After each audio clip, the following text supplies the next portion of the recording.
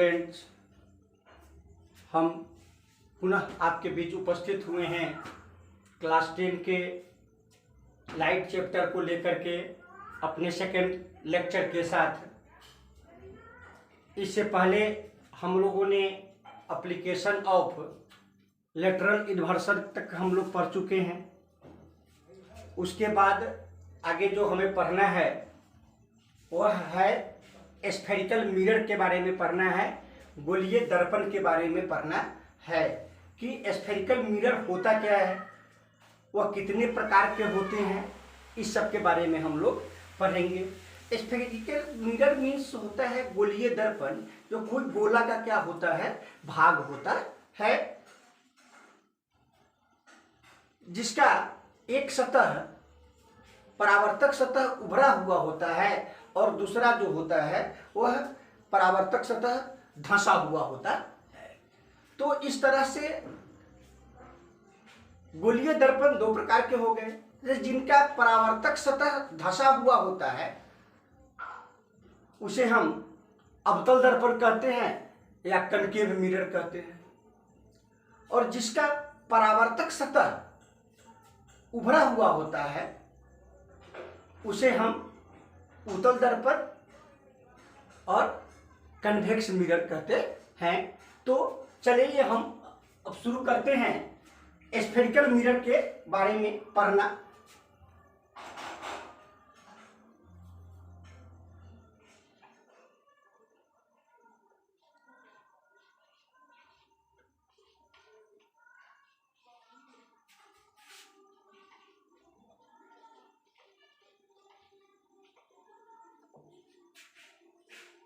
Spherical mirror, spherical mirror का आपको मैंने हिंदी बताया गोलीय दर्पण कि मिरर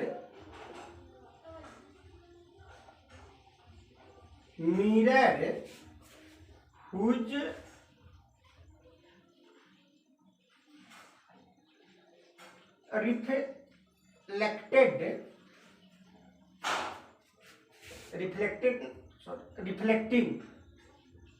reflecting surface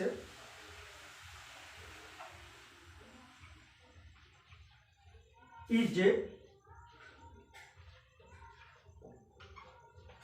curved। क्या कहा कि वैसे मिरर जिनके रिफ्लेक्टिव सरफेस जो होता है वह क्या होता है, कर्व होता है, उसे हम क्या कहते हैं, स्फेरिकल मिरर कहते हैं, उसे हम गोलीय दर्पण कहते हैं। आपको मैंने शुरू में ही बताया कि गोलीय दर्पण जो है वह दो प्रकार के होते हैं।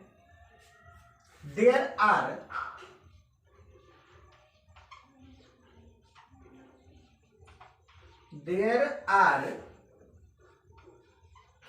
To types of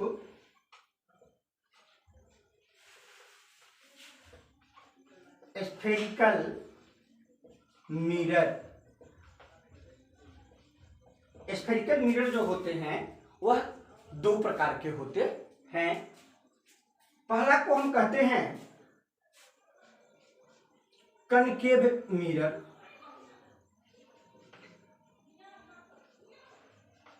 concave mirror, और दूसरे को हम कहते हैं कन्वेक्स मिरर। तो एक को हम कहते हैं कनकेव मिरर, दूसरे को कहते हैं convex mirror. Concave mirror means होता है अवतल दर्पण, और कन्वेक्स मिरर मीन्स होता है उत्तल दर्पण। अब हम सबसे पहले पढ़ेंगे कनकेव मिरर के बारे में पढ़ेंगे।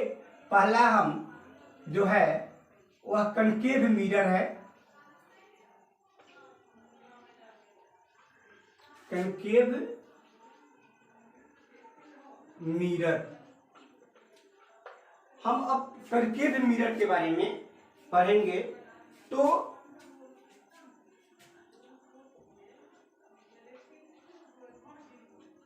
Reflecting surface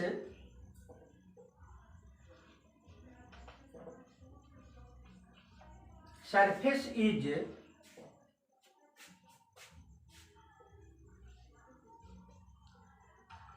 curved. Reflected surface is curved inward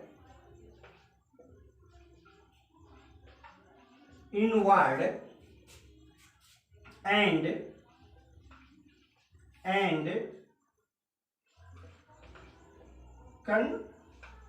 converging mirror.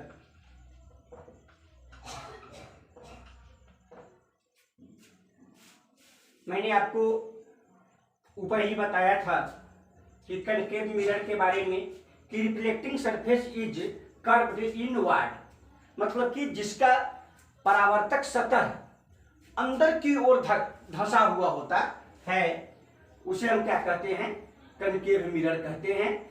आप इमेज के रूप में कनकेव मिरर को इस तरह प्राप्त करते हैं।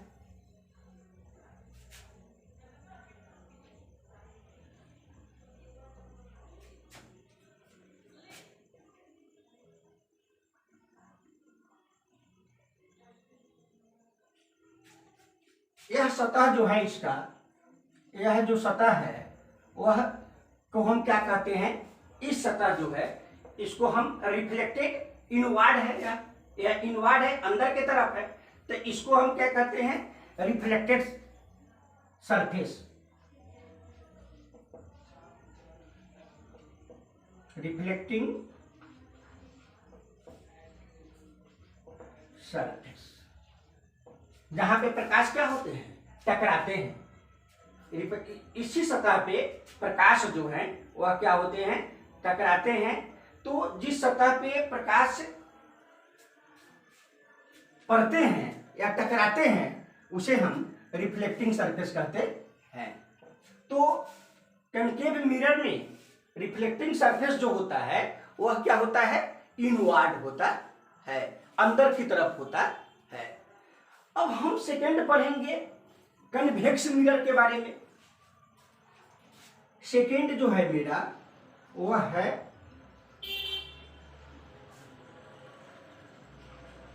कन्वेक्स मिरर, मतलब कि उत्तल दर्पण। अब हम इसके बारे में पढ़ेंगे कि कन्वेक्स मिरर क्या है। तो जब कनकेव मिरर में रिफ्लेक्टिंग सरफेस जो है वह इनवर्ड है, तो कन्वेक्स मिरर में क्या होगा, वह आउटवर्ड होगा। डिफरेंस तो यही है कि एक में इनवर्ड है और दूसरे में क्या है, आउटवर्ड है। तो कनकेव में क्या है, इनवर्ड है, तो कन्वेक्स में क्या हो जाएगा, आउटवर्ड हो जाएगा, अर्थात बाहर की तरफ जो होगा वह रिफ्लेक्टिंग सरफेस होगा। हम इसको लिखेंगे कि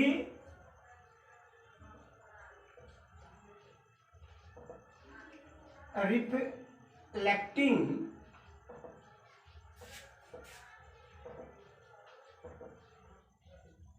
surface is curved outward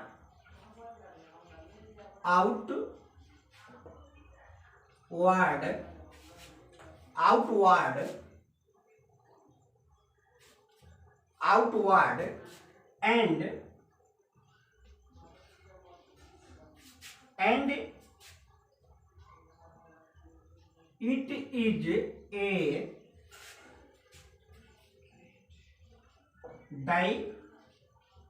diverging mirror।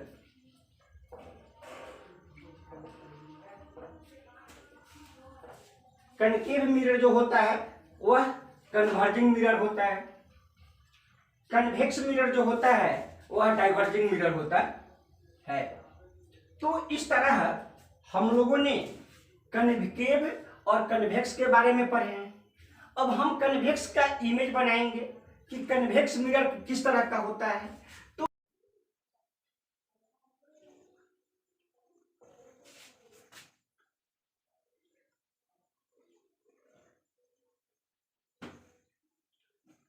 तो मैंने कन्वेक्स मिरर में देखा कि इसका जो रिफ्लेक्टेड सरफेस है वह आउटवर्ड है, अर्थात कहने का मतलब है कि कनकेव मिरर में इनवर्ड होता है और कन्वेक्स मिरर में अपवर्ड होता है।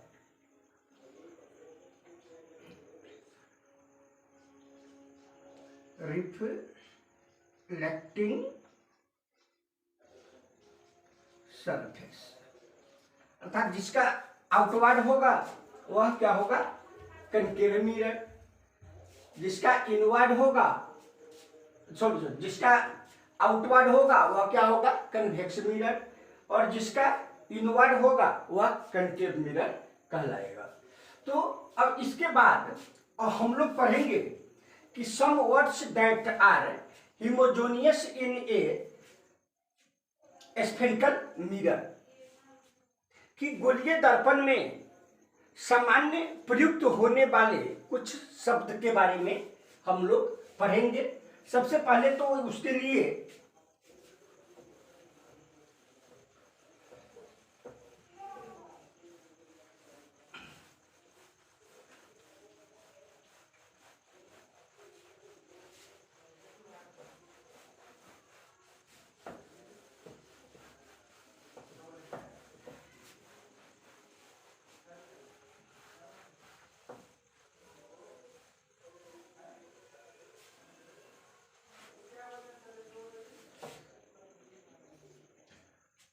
आगे पढ़ना है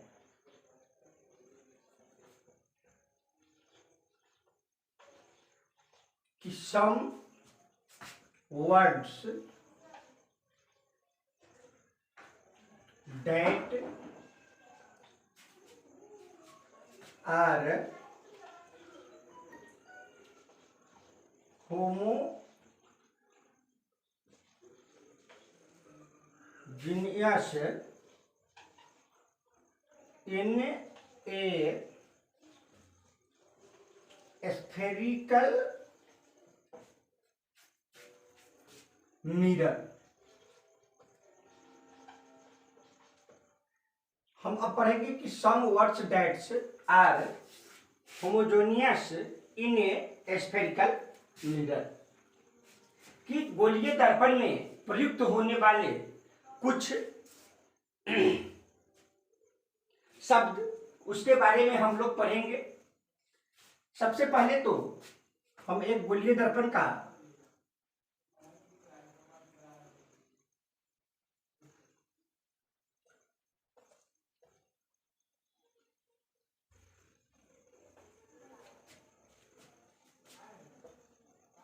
इसका यह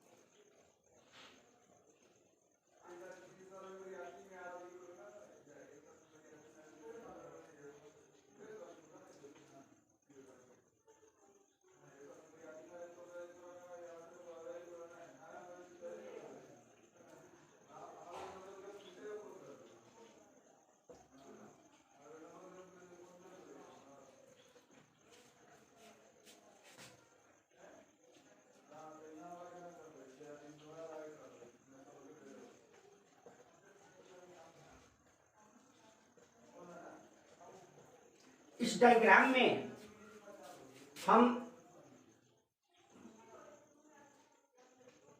क्या पाते हैं कि यह स्फेरिकल मिरर है जिसका हम हाफ लिए हैं, एपर्चर जो कौन है, MN है। इस पे एक, इस MN के मुख्य बिंदु, मूल बिंदु पर मतलब सेंटर में क्या है, पोल है, जिसको हम P के द्वारा दर्शाते हैं। इस स्फेरिकल मिरर का जो सेंटर है उसको हम सेंटर ऑफ कर्वेचर के नाम से जानते हैं। सेंटर ऑफ कर्वेचर और पोल के बीच बीचों बीच जो एक बिंदु होता है जिसको हम फोकस कहते हैं, और इसके बीच के पोल और फोकस के बीच की दूरी को हम फोकल लेंथ कहते हैं। उसके बाद पोल और सरकमफ्रेंस के बीच को दूरी को हम रेडियस ऑफ सरकमफ्रेंस कहते हैं। इस तरह से इस स्फेरिकल मिरर में कुछ मुख्य बिंदु हैं, हम उसको बारी बारी से डिफाइन करेंगे, उसे पढ़ेंगे। इसमें हम सबसे पहले पढ़ेंगे प्रिंसिपल एक्सिस के बारे में।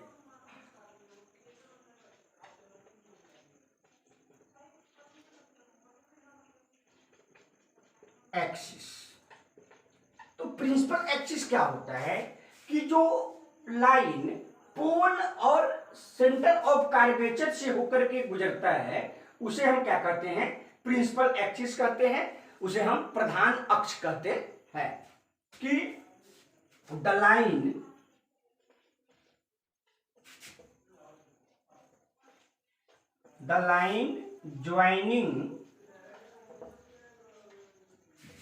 joining the pole and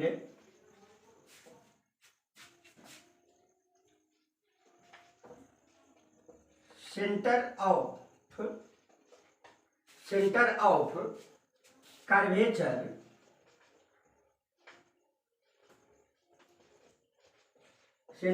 curvature कि वह लाइन जो पोल और सेंटर ऑफ कर्वेचर को जोड़ता है उसे हम क्या कहते हैं, प्रिंसिपल एक्सिस कहते हैं, प्रधान अक्ष कहते हैं। इसे हम P के द्वारा दर्शाते हैं।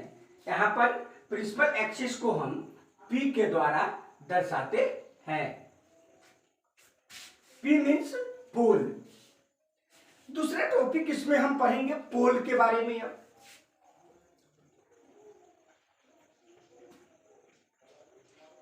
पोल क्या होता है, हम पोल के बारे में पढ़ेंगे। पोल मीन्स होता है ध्रुव। तो हम अब पोल के बारे में कि पोल होता है क्या है कि द सेंटर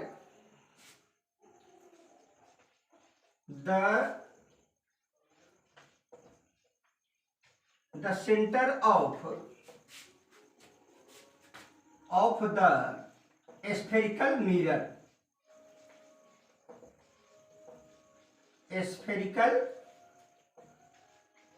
मिरर कि जो स्फेरिकल मिरर का जो सेंटर होता है वह क्या कहलाता है, पोल कहलाता है। उसे हम पोल कहते हैं और उसे हम P के द्वारा दर्शाते हैं। अब हम पढ़ेंगे एपार्चर के बारे में। तीसरा है एपार्चर।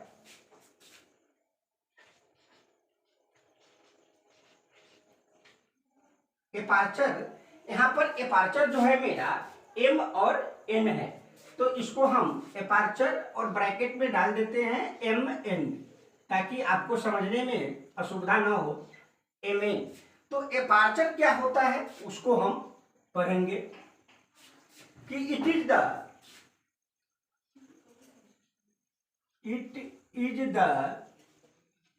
Effective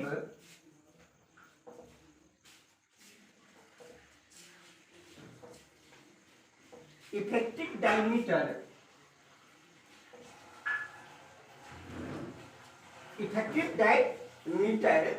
of the spherical mirror of the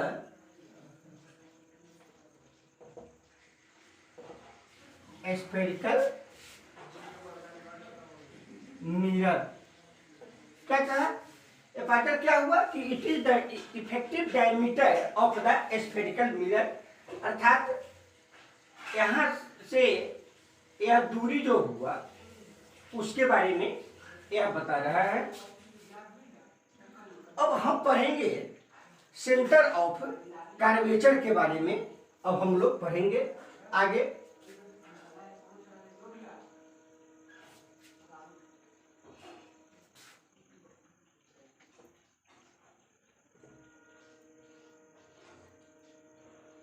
centre of, क्या है इसको हम,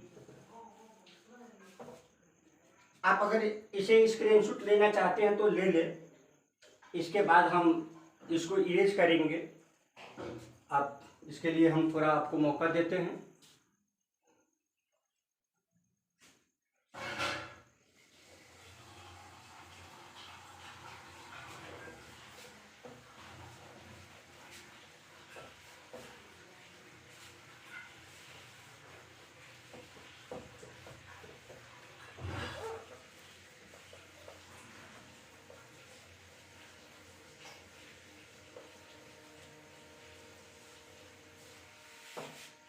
हाँ, तो आगे का टॉपिक हमें पढ़ना है, टॉपिक नंबर 4 कि centre of curvature. Centre of curvature के बारे में हमें पढ़ना है कि सेंटर ऑफ कर्वेचर क्या क्या किसे कहते हैं। हम मेनली सेंटर ऑफ कर्वेचर को डायग्राम आप देखेंगे तो वहां पे हम सी के द्वारा दर्शाते हैं इसे। तो सेंटर ऑफ कर्वेचर क्या होता है कि the centre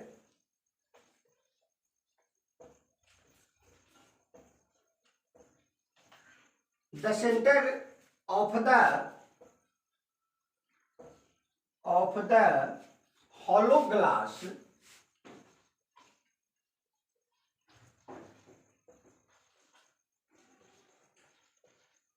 the center of the hollow glass sphere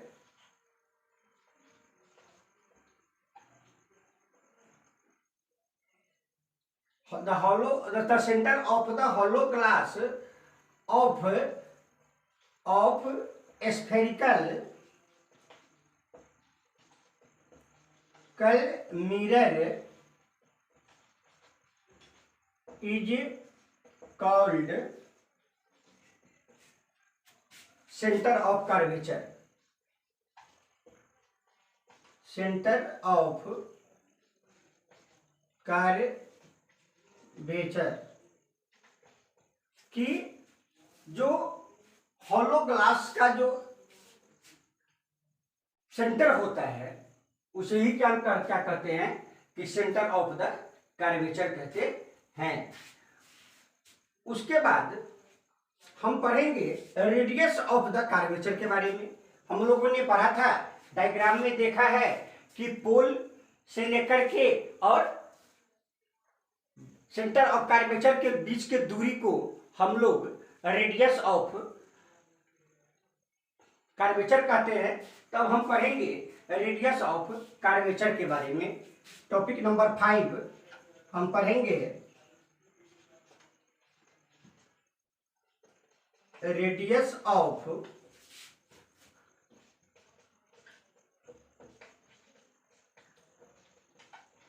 curvature. तो रेडियस ऑफ कर्वेचर को हम लोग आर के द्वारा दर्शाते हैं। तो क्या इसे हम क्या कहते हैं कि the distance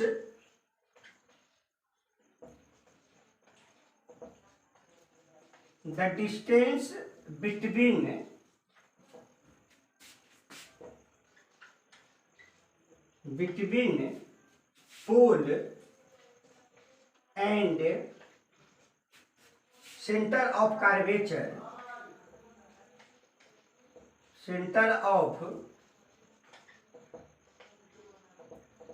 curvature, centre of curvature की रेडियस ऑफ कर्वेचर क्या होता है कि the distance between pole and centre of the curvature, कि पोल और सेंटर ऑफ कर्वेचर के बीच को दूरी को हम रेडियस ऑफ कर्वेचर कहते हैं। अब अगला टॉपिक हम पढ़ेंगे 6,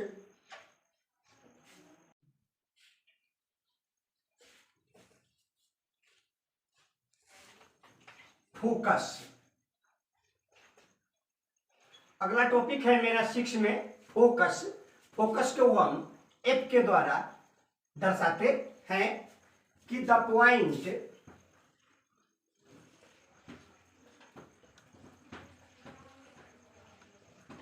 point on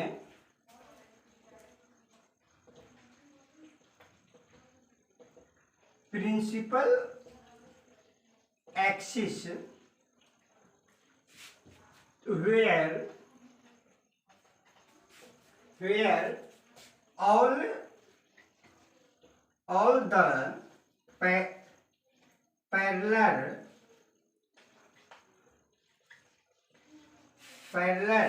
light rays actually meet और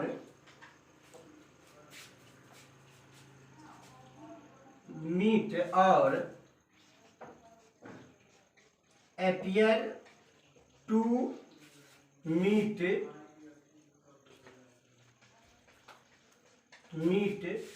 after reflection।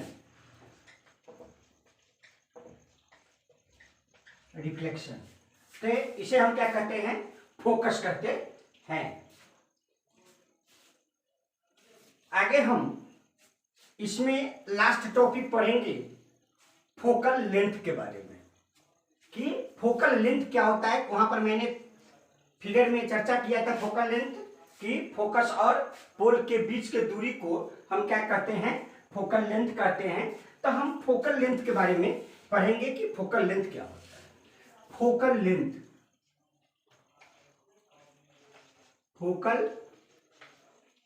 लेंथ इसको हम एफ के द्वारा, मतलब स्मॉल एफ के द्वारा हम दर्शाते हैं कि the distance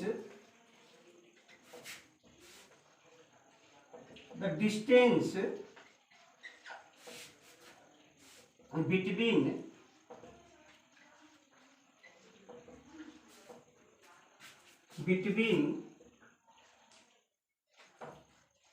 focal length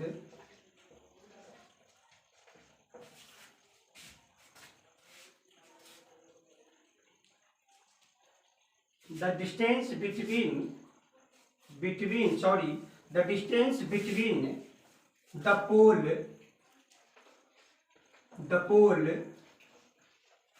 pole and focus, कि पोल और फोकस के बीच के दूरी को हम फोकल लेंथ कहते हैं।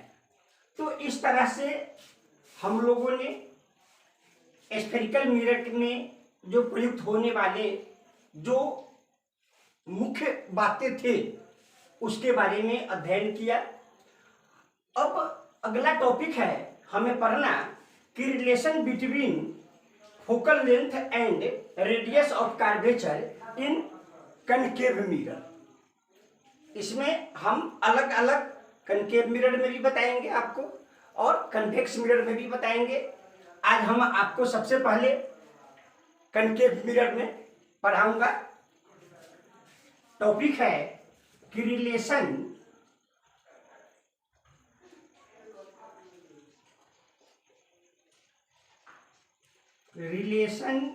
बिटवीन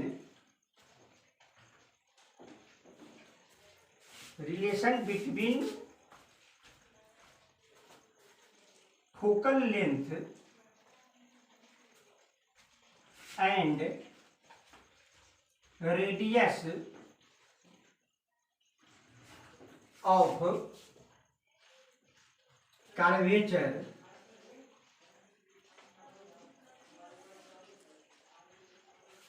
इन कनकेव मिरर।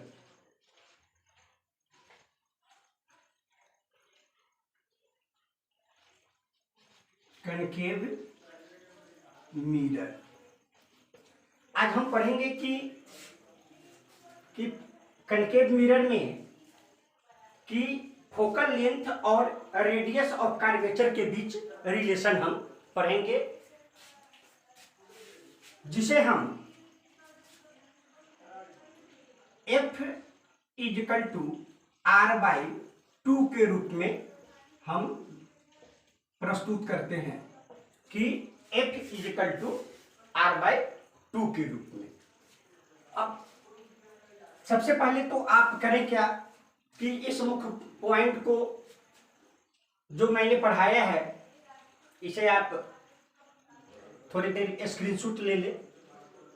उसके बाद पुनः मैं आपको इस रिलेशन को स्थापित दिखाऊंगा कि किस तरह से फोकल लेंथ जो होता है वह रेडियस ऑफ कर्वेचर का आधा होता है।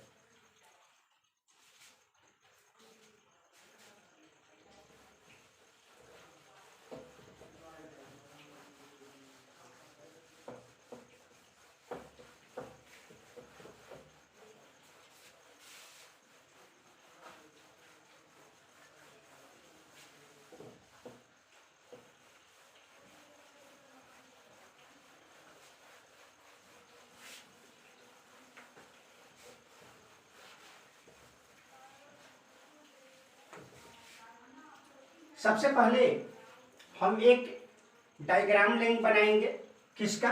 कनकेव मिरर का। हम एक कनकेव मिरर का डायग्राम बनाएंगे।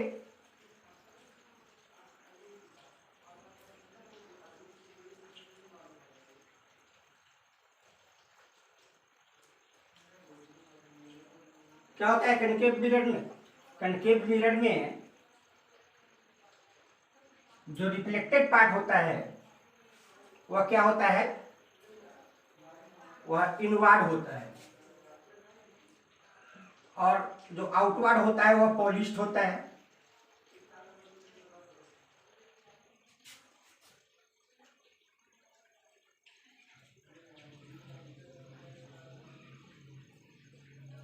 या पोल हुआ, यह एफ है फोकस, यह सेंटर ऑफ कर्वेचर है।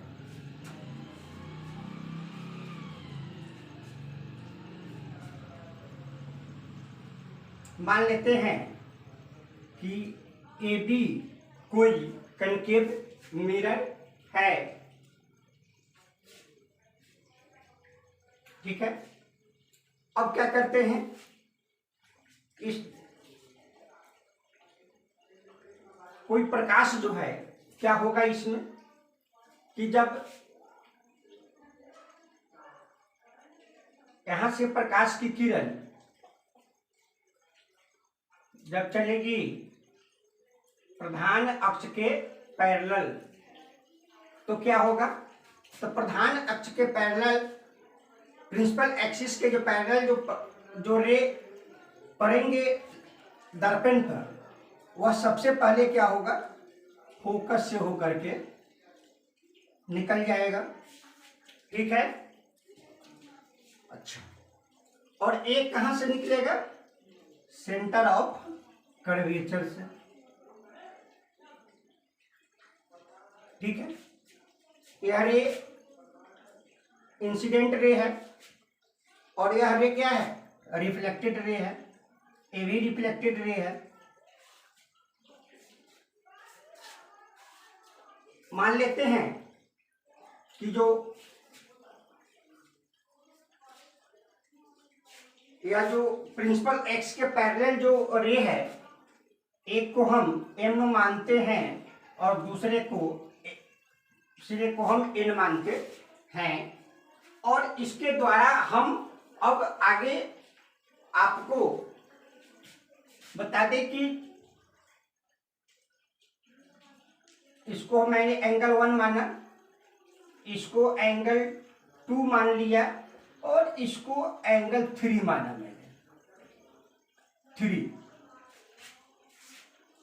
हम रिफ्लेक्शन के नियम से जानते हैं क्या कि एंगल ऑफ इंसिडेंट जो बराबर होता है एंगल ऑफ रिफ्लेक्शन के। अब इसको हम किस तरह प्रूफ करेंगे उस ओर हम चलते हैं कि let A B is a concave mirror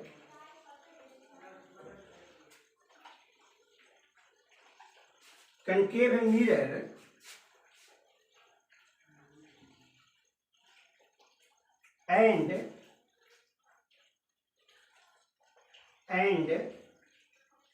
Mn is a ray made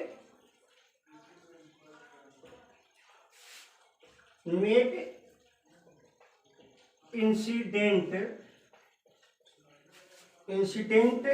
to mirror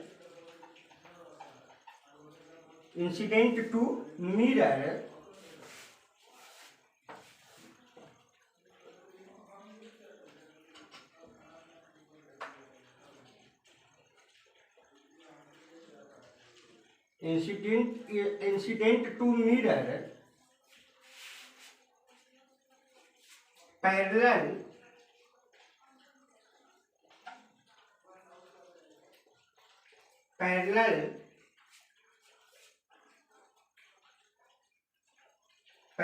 to principal axis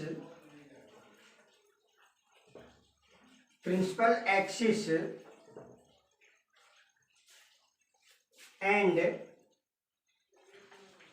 after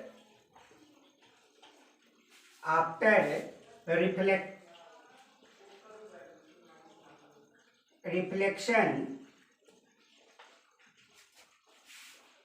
passes through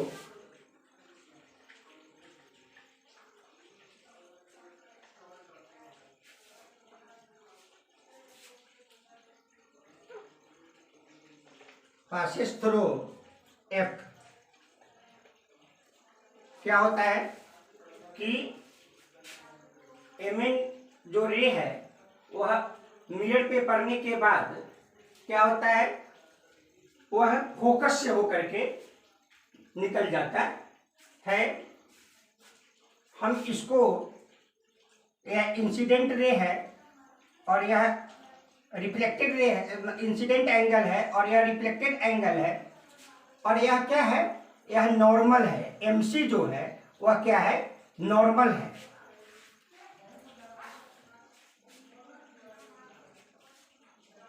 and CM is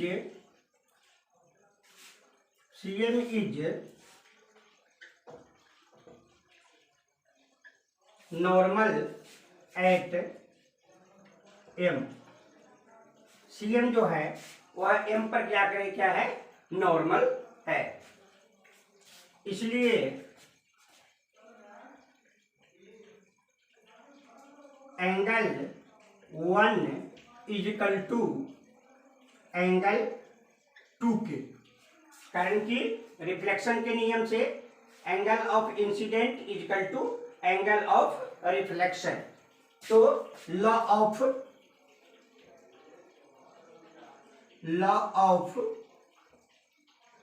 reflection, यह परावर्तन के नियम से यह कोण इस कोण के बराबर हो गया।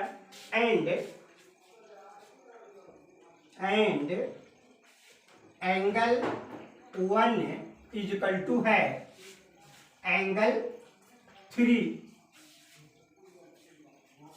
यह क्या है, एंगल 1 जो है एंगल 3 के बराबर है अल्टरनेटिव इंटीरियर एंगल से। Alternative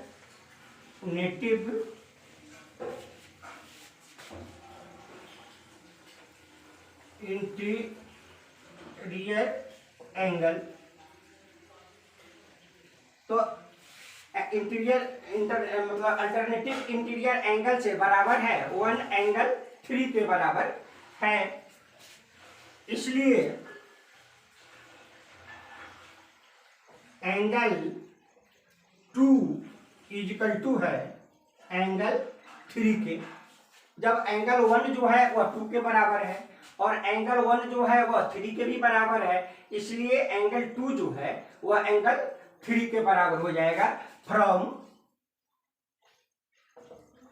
from equation first and second, equation first और सेकेंड से 2 जो है वह किसके बराबर हो गया, वह 3 के बराबर हो गया। चूंकि ट्रायंगल CFM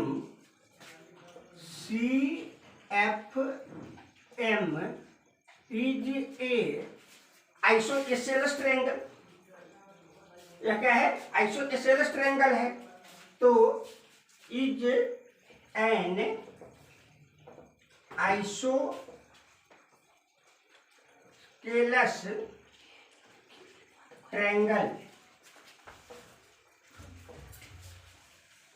ट्रायंगल, इसलिए CF बराबर है FM के। क्या है, जब आइसोस्केलेस ट्रायंगल है तो CF जो है, यह CF वह बराबर किसके हो गया, FM के बराबर हो गया। यह इक्वेशन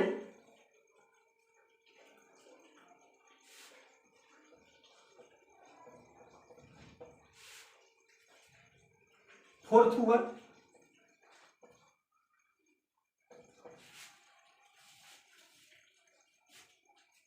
सॉरी इक्वेशन 3 ही हुआ है।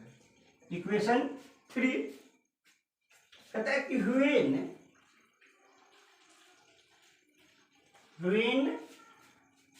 m is at P, then FM बराबर है PF। क्या हुआ कि when m is at P, जब m जो होगा वह P पे होगा तो क्या हो जाएगा, FM अर्थात FM बराबर है PF के।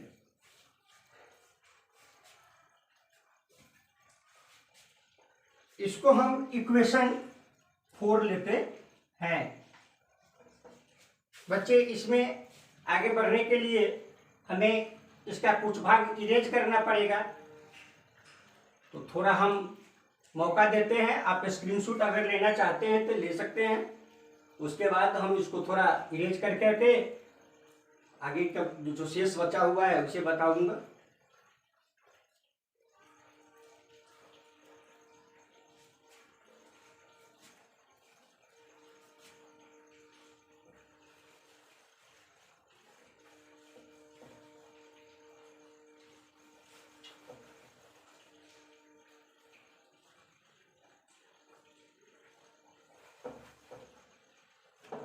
तो हम लोगों ने पढ़ा कि FM जो है वह PF के क्या है, बराबर है। यह इक्वेशन कितना हुआ, 4 हुआ। फ्रॉम इक्वेशन 3 and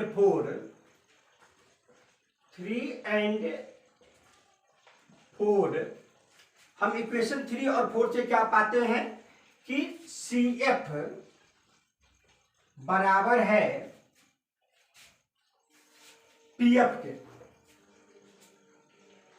पीएफ कारण कि यहाँ पे सीएफ जो है वह बराबर है एफएम के और एफएम जो है वह बराबर है पीएफ के, इसलिए सीएफ जो होगा वह बराबर हो जाएगा पीएफ के।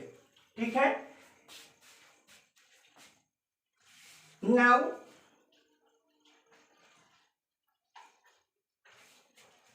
सीपी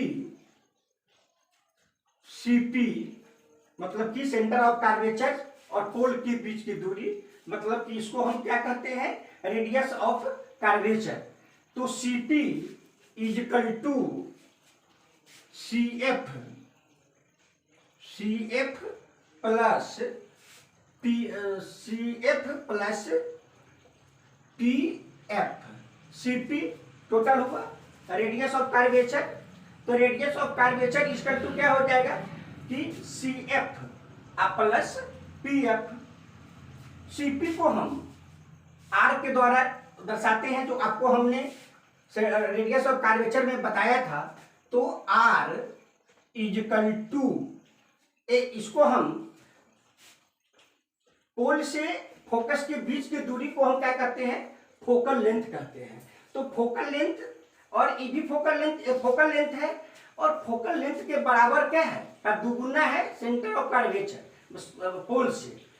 तो हम इसको लिख सकते हैं कि R is equal to F plus F, और हम लिख सकते हैं R is equal to 2F, इसलिए F is equal to R/2। हमें बच्चों यही साबित करना था कि फोकल लेंथ जो है वह रेडियस ऑफ कर्वेचर का क्या होता है, आधा होता है। आज हम यही खत्म कर रहे हैं। इसमें अब relationship between focal length and radius of curvature in convex mirror में हम लोग अब पढ़ेंगे।